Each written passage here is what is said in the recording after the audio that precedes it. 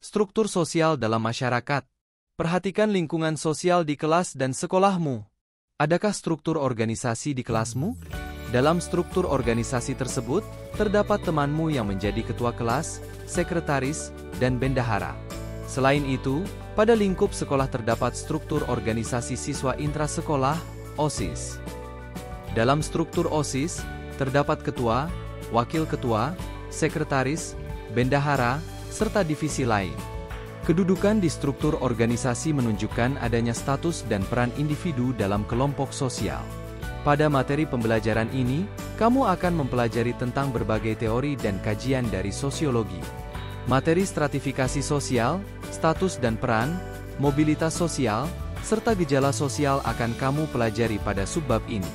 1. Stratifikasi sosial. Pada bab 1 kamu telah mengenal konsep struktur sosial. Menurut Selo Soemarjan dan Sulaiman Soemardi, struktur sosial adalah keseluruhan jalinan antara unsur-unsur sosial, yaitu norma sosial, lembaga sosial, kelompok sosial, serta lapisan-lapisan sosial.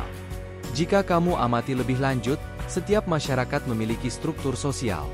Misalnya, di desa terdapat kepala desa, perangkat desa, tokoh masyarakat, anggota masyarakat, lembaga-lembaga desa, kelompok tani, kelompok pemuda, kelompok perempuan, serta aturan desa yang menunjukkan adanya jalinan pada unsur-unsur tersebut.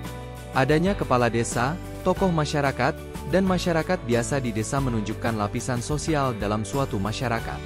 Lapisan sosial inilah yang disebut sebagai stratifikasi sosial.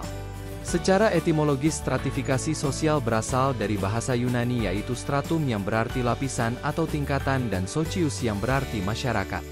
Dengan demikian, dapat disimpulkan stratifikasi sosial berarti perbedaan posisi sosial individu-individu dalam masyarakat secara hierarki atau berjenjang.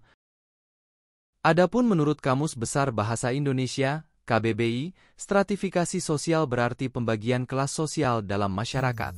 Sebagai contoh, ketua kelas, ketua OSIS, kepala desa, dan warga desa. Sementara menurut Pitrim A. Sorokin, stratifikasi sosial merupakan pembedaan penduduk atau masyarakat ke dalam kelas-kelas secara bertingkat, hierarki. Stratifikasi sosial muncul karena adanya sesuatu yang dihargai. Misalnya, kamu memilih temanmu menjadi ketua OSIS karena menurutmu dia memiliki kemampuan kepemimpinan yang baik. Tindakanmu menghargai kemampuan temanmu tersebut menunjukkan salah satu faktor stratifikasi sosial di sekolahmu. Dasar stratifikasi sosial adalah adanya sesuatu yang dihargai. Adapun ukuran atau kriteria yang menentukan penghargaan terhadap individu untuk menempati posisi sosial tertentu dalam masyarakat sebagai berikut.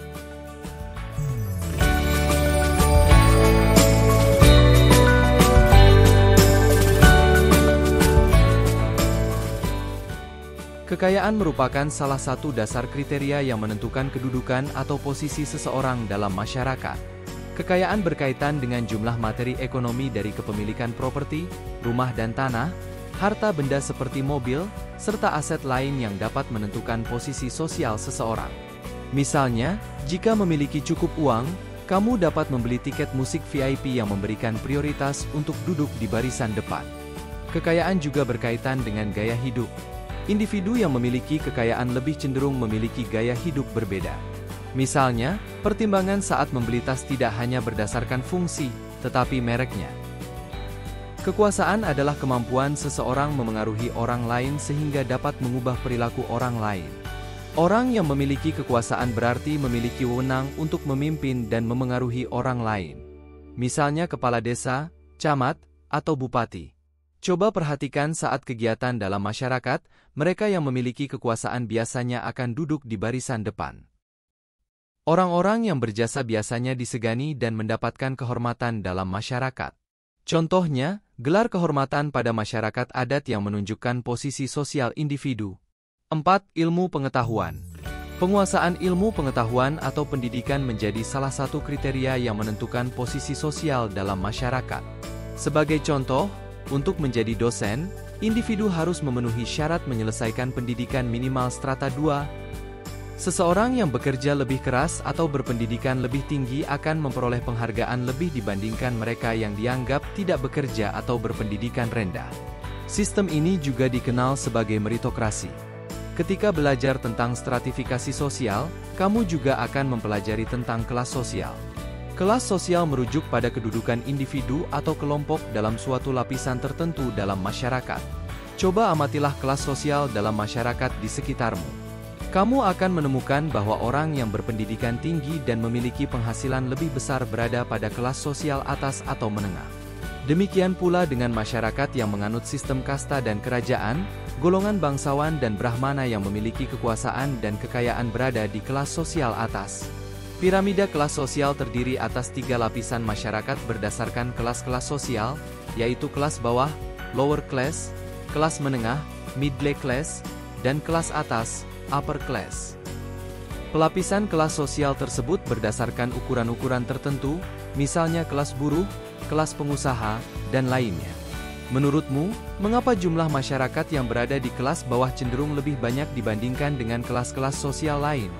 Untuk menjawab pertanyaan tersebut, kamu dapat menggunakan data penduduk berdasarkan pendapatan, profesi, dan lainnya. Data-data tersebut dapat kamu peroleh dari Badan Pusat Statistik, BPS. Menurut Soekanto, 2017, terdapat 3 sifat sistem lapisan sosial dalam masyarakat. 3 sifat stratifikasi sosial tersebut sebagai berikut. A. Stratifikasi sosial terbuka adalah sistem pelapisan masyarakat yang memberikan kesempatan individu untuk naik atau turun kelas sosial. Sebagai contoh, sifat pelapisan sosial ini terjadi pada masyarakat yang demokratis dan meritokrasi. Salah satu ciri khas pada sistem tersebut adalah membuka kesempatan bagi individu yang memiliki kemampuan untuk memperbaiki status sosialnya. B. Stratifikasi sosial tertutup adalah sistem pelapisan masyarakat yang membatasi pergerakan naik atau turunnya status sosial individu. Sebagai contoh, pelapisan sosial pada masyarakat yang masih menganut sistem kasta dan feodal. Pada sistem ini status sosial individu diperoleh berdasarkan keturunan. C. Stratifikasi sosial campuran adalah sistem pelapisan masyarakat gabungan antara stratifikasi sosial terbuka dan tertutup. Di satu sisi, stratifikasi ini memberikan kesempatan individu naik ke kelas sosial atas, di sisi lain membatasi pergerakan naik atau turunnya status sosial individu. Sebagai contoh, sistem ini berlaku pada masyarakat yang masih memberikan keterbatasan bagi individu untuk memperbaiki posisi sosial. Berdasarkan pembagian tersebut, bagaimana sistem pelapisan sosial di tempat tinggalmu? Kamu dapat mendiskusikan jawabannya bersama dengan temanmu. Berdasarkan pengamatanmu, apakah terdapat kaitan antara masalah sosial dan pelapisan sosial? Seperti yang telah kamu amati pada gambar piramida kelas sosial, masyarakat kelas bawah memiliki jumlah yang paling banyak. 2. Status dan peran sosial. Setelah mempelajari stratifikasi sosial dalam masyarakat, pada bagian ini kamu akan mempelajari unsur-unsur dalam stratifikasi sosial. Perhatikan ilustrasi berikut ini dengan saksama. Made, siswa kelas 10 di SMA Negeri 03 Salatiga menjadi bendahara OSIS di sekolahnya. Adapun ketua OSIS di sekolah tersebut adalah Gita dan wakilnya bernama Kevin. Sementara itu, Dina menjabat sebagai seksi seni dan budaya. Kepengurusan OSIS menunjukkan adanya stratifikasi sosial berupa hierarki dalam organisasi. Berdasarkan ilustrasi tersebut, kamu dapat memahami adanya status dan peran sosial yang dimiliki individu dalam kelompok sosial. Status atau kedudukan adalah posisi individu dalam kelompok sosial. Status sosial Made di sekolah yaitu siswa kelas 10 dan bendahara OSIS. Setiap status sosial memiliki hak dan kewajiban yang harus diterima dan dilakukan oleh individu. Sebagai pengurus OSIS, Made memiliki hak berorganisasi, hak berpendapat, serta hak mengambil keputusan sesuai dengan jabatan sebagai bendahara. Made juga memiliki kewajiban untuk mematuhi tata tertib organisasi OSIS. Berdasarkan cara memperolehnya, terdapat 3 macam status sosial berikut.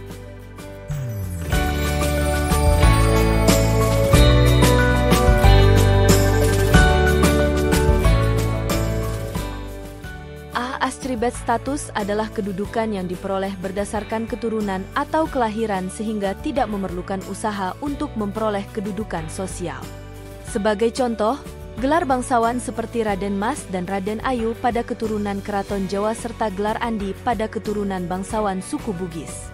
B. Achievement status adalah kedudukan yang diperoleh seseorang melalui usaha-usaha yang disengaja. Sebagai contoh, kedudukan sebagai kepala desa, ketua OSIS, kepala sekolah, dokter, guru, dan lainnya. C. Assigned status adalah kedudukan yang diperoleh individu karena mendapatkan penghargaan, kepercayaan, atau mandat dari masyarakat. Sebagai contoh, individu yang berjasa bagi masyarakat mendapatkan gelar sebagai pahlawan atau mendapat anugerah Kalpataru. Setiap status sosial memiliki peran. Menurut Soejono Soekanto, peran atau peranan sosial merupakan aspek dinamis kedudukan, status. Jika seseorang menjalankan hak dan kewajiban yang sesuai dengan kedudukan, dia telah menjalankan perannya. Status dan peran sosial tidak terpisahkan dan berkaitan. Peran dapat menyebabkan individu menyesuaikan perilaku sesuai dengan status sosialnya. Oleh karena itu, peran juga dapat diartikan sebagai perilaku yang diharapkan dari seseorang yang memiliki kedudukan. Peran sosial diatur sesuai dengan norma sosial yang berlaku. Sebagai contoh, seorang ketua OSIS diharapkan berperilaku sesuai dengan norma masyarakat, seperti mengayomi dan memiliki integritas. 3 cakupan peran menurut Soejono Soekanto sebagai berikut. Pertama, peran meliputi norma-norma yang berkaitan dengan kedudukan seseorang. Kedua, peran merupakan suatu konsep tentang hal-hal yang dilakukan oleh individu dalam masyarakat atau organisasi. Ketiga, peran merupakan perilaku individu yang penting bagi struktur sosial. Status dan peran sosial memiliki dampak bagi individu, yaitu mendorong munculnya konflik status dan konflik peran. Konflik status adalah pertentangan dalam diri seseorang berdasarkan kedudukannya. Sebagai contoh, seseorang mengalami konflik batin atas kedudukan yang ia miliki. Adapun konflik peran adalah perasaan yang timbul dari individu karena merasa tidak mampu menjalankan peranannya. Apakah kamu pernah mengalami konflik status ataupun konflik peran? Kemukakan pendapatmu dalam forum diskusi kelas. 3. Mobilitas sosial. Status sosial seseorang dalam masyarakat yang menganut sistem stratifikasi sosial terbuka dapat berubah. Jabatan seseorang pada suatu organisasi dapat naik atau turun. Gejala tentang perubahan status sosial individu inilah yang akan kamu pelajari melalui mobilitas sosial. Mobilitas sosial atau gerak sosial adalah perpindahan status sosial seseorang atau kelompok secara vertikal dan horizontal. Mobilitas sosial vertikal adalah perpindahan status sosial yang tidak sederajat. Terdapat 2 jenis mobilitas sosial vertikal sebagai berikut. Pertama, mobilitas sosial naik, social climbing, adalah perpindahan status sosial yang naik. Sebagai contoh, Amir bekerja di bidang pemasaran produk, sales. Oleh karena ketekunan dan prestasinya, Amir dipromosikan untuk menjabat sebagai manajer sales. Kedua, mobilitas sosial turun, social sinking, adalah perpindahan status sosial yang turun. Sebagai contoh, Eva awalnya bekerja sebagai kepala sekolah, namun status sosial tersebut berubah saat ia pensiun. Mobilitas sosial horizontal adalah perpindahan status sosial yang sederajat. Mobilitas sosial horizontal tidak menyebabkan status seseorang lebih tinggi atau rendah. Perpindahan ini dapat terjadi karena suatu keadaan. Sebagai contoh, Hadi yang awalnya menjadi kepala cabang Bank A di daerah Sukomakmur berpindah tempat di daerah Indah Makmur, tetapi tetap sebagai kepala cabang Bank A. Mobilitas sosial yang terjadi dalam masyarakat dengan sistem stratifikasi terbuka membutuhkan saluran. Saluran mobilitas sosial antara lain pendidikan, sekolah, angkatan bersenjata, lembaga keagamaan, organisasi politik, ekonomi, keahlian, dan pernikahan. Sebagai contoh, mobilitas sosial Atik melalui saluran keahlian. Atik seorang lulusan sarjana hukum yang ingin berprofesi sebagai notaris. Oleh karena itu, Atik harus menempuh pendidikan magister kenotariatan. Setelah lulus magister, Atik harus magang terlebih dahulu di kantor notaris selama 2 tahun untuk direkomendasikan sebagai notaris. Melalui keahlian yang dimiliki, Atik pun menjadi notaris profesional.